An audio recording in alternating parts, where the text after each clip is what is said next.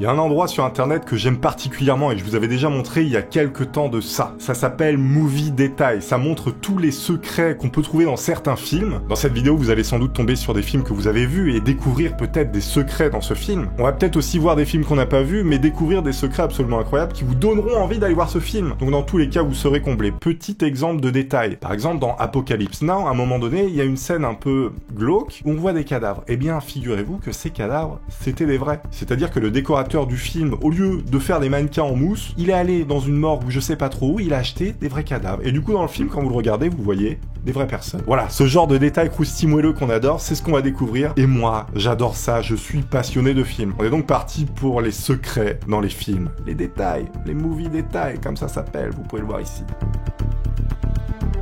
Ici, on est dans Spider-Man, celui de 2002. On peut voir le papier peint qui est en fait une décoration en toile d'araignée. Et ça a été validé par le réalisateur après. Détail croustilles-moelleux, on adore ça. Ici, on est dans le film Joker de 2019 et on peut voir derrière lui, si vous regardez bien, il y a une tête de Batman qui est dessinée. Bon là, il y a eu des contours qui ont été faits, histoire de bien comprendre le truc, mais je pense que vous l'aviez tous vu. On est cette fois dans le film Big Short, ça parle de finance et tout ça. Eh bien, on peut voir un mec en arrière-plan absolument banal qui est au téléphone. Sauf que ce gars-là, c'est le vrai Michael Burry. C'était lui en 2008 qui avait vraiment annoncé le crash des marchés immobiliers. Et donc il fait une apparition en arrière-plan quoi. On est en 99 dans le film de South Park, la version longue, pas coupée. On peut voir dans le générique de fin, au niveau du nom de Saddam Hussein, c'est lui, soi-disant, qui a joué son propre rôle. Alors je sais pas pourquoi ils ont choisi de mettre ça. Est-ce qu'il a vraiment doublé sa voix? Je pense pas. Je viens de faire une découverte qui m'a retourné le cerveau. On est sur le film Babe. Vous savez ce truc avec ce petit porc. Ils ont dû utiliser 48 porcelets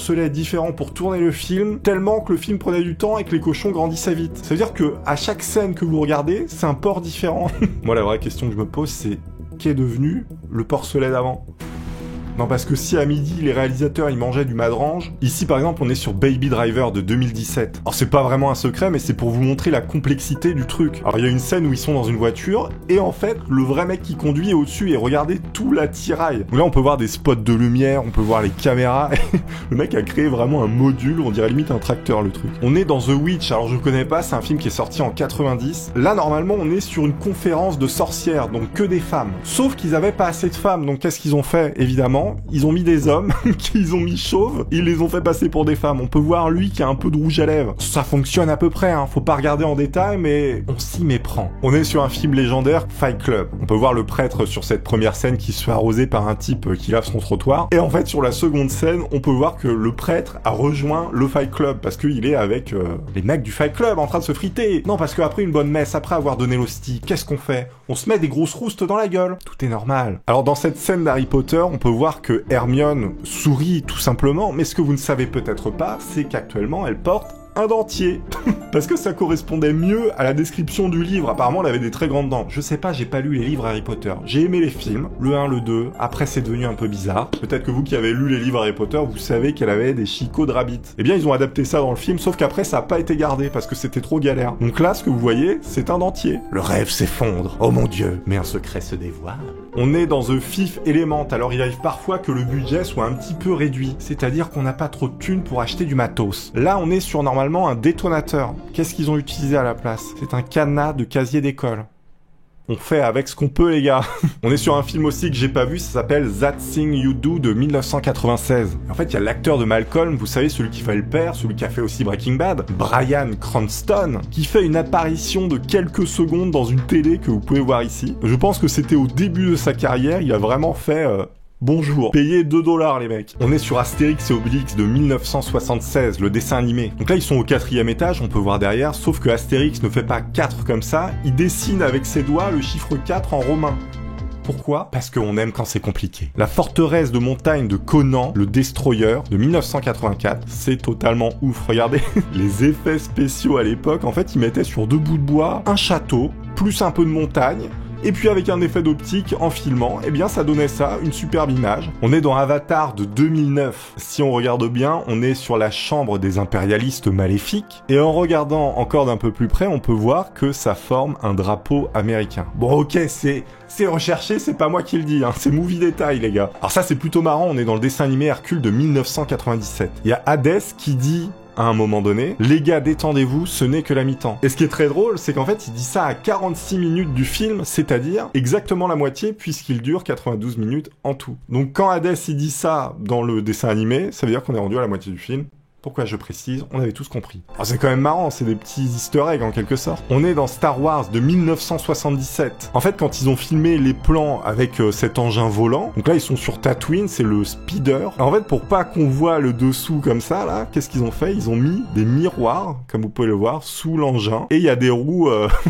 Donc ça détruit complètement le mythe, mais ça marche bien. Écoutez, à l'époque, on faisait ce qu'on peut avec ce qu'on avait, et ça fonctionnait, à peu près. On est dans Shrek, et apparemment, Shrek a visiblement la gaule quand il voit la princesse, et on peut voir la couverture se lever. Alors à noter que le tapis, c'est actuellement un personnage qu'on voyait avant, l'ours, et il est transformé en tapis, c'est horrible. Et donc là, apparemment, on peut voir la couverture se lever. Donc là, la princesse apparaît, est-ce que la couverture se lève ?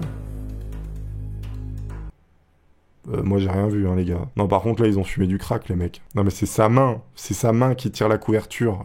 Les gars, c'est sa main. Peut-être que je l'ai pas vu, vous me direz. Hein. Je sais pas si vous vous souvenez cette scène du Seigneur des Anneaux de 2002. À un moment donné, le roi là que vous voyez, il rajeunit parce qu'on réussit à lui enlever le maléfice dont il était sous emprise. Ils ont dû faire 4 styles de maquillage, donc de moins en moins vieux et pourris. C'est-à-dire ils l'ont maquillé au maximum dégueulasse, ensuite un petit peu moins, ensuite rien, comme ça 4 fois. Après ils ont mixé les pistes vidéo pour qu'on le voit rajeunir petit à petit. Il a dû jouer la scène 4 fois exactement pareil en regardant aux mêmes endroits. Ça a dû être une galère, mais en tout cas ça rend extrêmement bien. On voit un petit peu le morphing sur la fin. Je sais pas si vous l'avez vu, mais pour ceux qui ont l'œil, on le voit. Là, on est sur une scène où le mec ne fait pas semblant de tomber. C'est Bill Murray. Donc là, il glisse vraiment, il se fait extrêmement mal. Sauf que le metteur en scène, il s'est dit, c'est génial, il s'est fait mal en vrai. On garde ça. Je me souviens que dans Le Seigneur des Anneaux, à un moment donné, il y a un des acteurs qui met un coup de pied dans un casque, il pousse un cri qui est gardé dans le film, sauf que il s'est vraiment cassé les doigts de pied.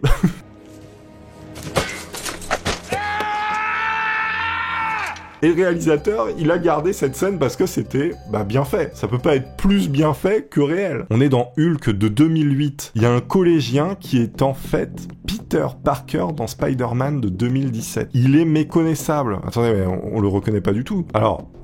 Je viens de découvrir que Spielberg était un peu sadique sur les bords. On est sur le tournage de E.T. Il a filmé de manière à ce que les émotions des gamins soient le plus visibles. En fait, en leur disant à chaque fois que c'était la dernière fois qu'ils seraient tous ensemble. Du coup, ils étaient tristes et lui, il filmait ça, il était heureux. Là, on le voit en train de dire à une gamine, c'est la dernière fois que tu verras tous tes copains. Évidemment, elle, émotion, lui, caméra, et après, argent. Bon, là, on est sur une info un petit peu triste. En fait, c'est un mec qui avait un cancer de l'estomac et donc il allait bientôt décéder. C'est son dernier rôle au cinéma, c'est Raoul Julia. C'était le méchant Monsieur Bison dans Street Fighter de 1984. On peut voir Jean-Claude Van Damme juste là. Il a pris le rôle parce que ses enfants aimaient la franchise et qu'il voulait jouer dans un film qu'ils pouvaient apprécier. Il a fait ce dernier rôle pour ses enfants et malheureusement après, il a disparu. Il y a aussi des histoires comme ça un peu incroyables. Hein. Après le film, c'est pas le meilleur film du monde, mais bon. On est dans le film Inside Out. Alors c'est un film dessin animé. Hein. Les mecs sont tellement dans le détail que pour la version japonaise du film, ils ont changé la garniture de la pizza. Ils ont mis des poivrons à la place des brocolis parce qu'apparemment au Japon, les enfants n'aiment pas les brocolis. On appelle ça le détail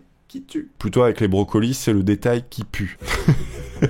Alors celle-là elle est plutôt drôle. On est dans le Magicien d'Oz en 1939, ça date pas d'hier. Quand ils sont envoyés pour aller shooter la sorcière de l'Ouest, il y en a un de l'équipe des Magiciens d'Oz, il apporte carrément un gun. Alors normalement ils ont pas genre des baguettes magiques, des trucs comme ça, non, le mec arrive avec un flingue. Ah vous connaissez tous cette scène de la haine, où le mec qui est devant son miroir, il dit « C'est à moi que tu parles, c'est à moi que tu parles !» Réplique de film qui normalement vient de Taxi Driver. « You talking to me ?» Vincent Cassel que vous voyez actuellement n'est pas devant un miroir. Et en fait, c'est deux acteurs qui se font face comme ça. Donc le premier que vous voyez de dos, c'est pas Vincent Cassel. Et là, c'est vraiment Vincent Cassel qui est dans une pièce. C'est pas dans un reflet. Hein. Mais c'est marrant parce qu'on voit que la forme de tête et les mouvements sont pas coordonnés à 100%. C'est ça qui est plutôt incroyable. Alors ça, je savais pas du tout, je connaissais pas, c'est génial. John Williams, un des meilleurs compositeurs. Aujourd'hui, on est à peu près au niveau de Chopin-Mozart avec John Williams. Attention, il y en a pas beaucoup, il y en a un ou deux actuellement. John Williams en fait partie. Donc il a composé évidemment les musiques de La Liste de Schindler, film absolument émouvant. Il était pas bien après avoir composé ça. Du coup, il est allé marcher, il a dit à Spielberg, il vous faudrait des meilleurs compositeurs que moi. Et Spielberg lui a répondu, je sais, mais ils sont tous morts. Donc là, consécration concentration maximale, on est sur un boulard énorme. Hein. En même temps, John Williams, on est vraiment sur du génie. Vous pouvez dire ce que vous voulez, génie, j'en ai rien à foutre, c'est un génie. Pour Toy Story de 1995, personne n'était né actuellement. Bon, sauf moi, hein, parce que je suis vieux. Les scénaristes ont collé les chaussures sur une planche de bois pour aider l'équipe créative à comprendre comment les soldats de l'armée marchaient et couraient. Ah, c'est-à-dire qu'il y a des mecs qui ont créé Toy Story pour mieux s'imprégner des personnages, des petits soldats. Vous savez, les soldats comme ça, là, vous voyez. Pour s'imprégner de leurs mouvements, ils ont collé ça sur leur basque. Et donc, ils devaient se déplacer comme ça. Ça devait être une tare. Le costume d'Edgar se décompose au fil du film. Sur cette espèce d'alien dégueulasse, en fait, ils ont gardé le même costume et au fil du temps, avec la chaleur, il a fondu naturellement et il est devenu naturellement dégueulasse. On appelle ça faire des économies. On est dans Jurassic Park de 1993. L'insecte qui est piégé dans l'ambre, c'est un moustique éléphant. Le seul moustique qui ne suce pas le sang. Par conséquent, il ne pouvait contenir aucun ADN de dinosaure. Un rêve s'effondre. On est dans Titanic cette fois. Jack raconte à Rose qu'il est allé pêcher sur la glace, sur le lac de Wissota. Le lac de Wissota a été formé en 1917, 5 années complètes après le naufrage du Titanic. C'est-à-dire que Jack est en train de mitonner à Rose qu'il est allé pêcher sur un lac qui était même pas créé à cette époque. Jack était un mytho. Jack le voyant, hein, je sais pas. Jack Irma, hein.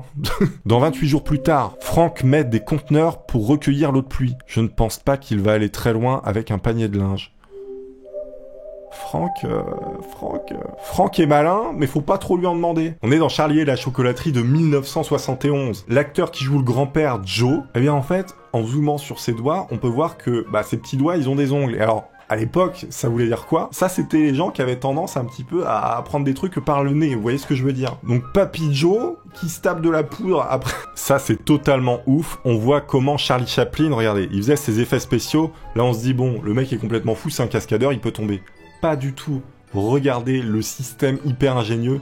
Il y avait une vitre avec un faux décor, et en fait, il pouvait pas du tout tomber, quoi. Fallait qu'il s'arrête juste à la bordure. Charlie Chaplin, grand génie du cinéma. Celle-là, on l'avait déjà vue, mais je suis obligé de vous le remontrer, c'est génial. Donc, pour la prise du dragon, alors je sais plus c'est quoi le film, je crois que c'est Dragon tout court. Ils ont collé un mouchoir sur la queue d'un chat, et ils l'ont modélisé. Mais regardez, c'est absolument génial. Dans le film Robot de 2015, on peut voir Sid, vous savez, Sid de l'âge de glace, qui est complètement chelou. Eh bien, il fait une apparition ici, comme vous pouvez le voir, sous forme de robot. Il fait absolument bader. Alors là, vous vous dites, ce singe, voilà, il est imaginé, il n'existe pas. Sauf que pas du tout, il a vraiment existé dans la vraie vie, il y a très longtemps. Le roi Louis, c'est un gigantopithèque. Et en fait, ils ont changé parce que, à la base, vous savez, il y avait un orang-outan dans le livre de la jungle. Sauf qu'en Inde, eh bien, il n'y a pas d'orang-outan. Donc, ils ont mis un truc vieux de 9 millions d'années. Pourquoi pas? Dans le loup de Wall Street, eh bien, il y a un passage qui est filmé sur iPhone. Robert Legato, le superviseur des effets, il a pris une vidéo lors d'un vol sur son iPhone. Il a montré à Scorsese qui a dit génial. Coup de pub, coup marketing, coup de génie. Je pense que c'est un coup de flemme plutôt. Dans Austin Power de 1999, ils ont réutilisé une véritable scène de lancement de fusée d'Apollo 13 de 1995. Est-ce qu'il y a des droits d'auteur sur ce genre de vidéos de lancement? Est-ce qu'ils ont le droit de les utiliser au cinéma? La NASA nous le dira. Vous pouvez aller voir l'épisode 1 sur les secrets de films. J'en dévoile encore quelques-uns ici dans cette vidéo. Pensez à vous abonner si c'est pas déjà fait. On refera sans doute un épisode 3. Merci à tous. À très bientôt. Je vous embrasse. Laissez des petits pouces si vous avez apprécié. Ciao.